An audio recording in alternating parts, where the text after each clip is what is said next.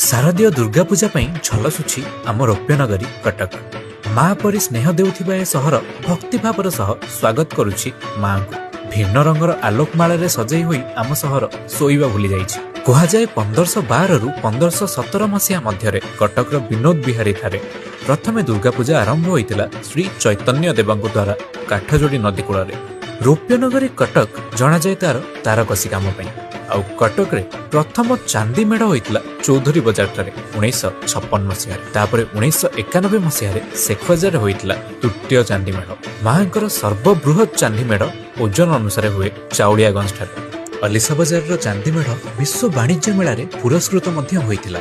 चांदनी चौक रे माँ को राजाघर दुर्गा बोली कहुए। कटक दुर्गा पूजार इतिहास कहानी कहले भी सरबनी। एठारे छोटरू नहीं बड़ जाए यही समय का आखिरे निद न थाए, कारण धरापृष्ठ को माँ आसी।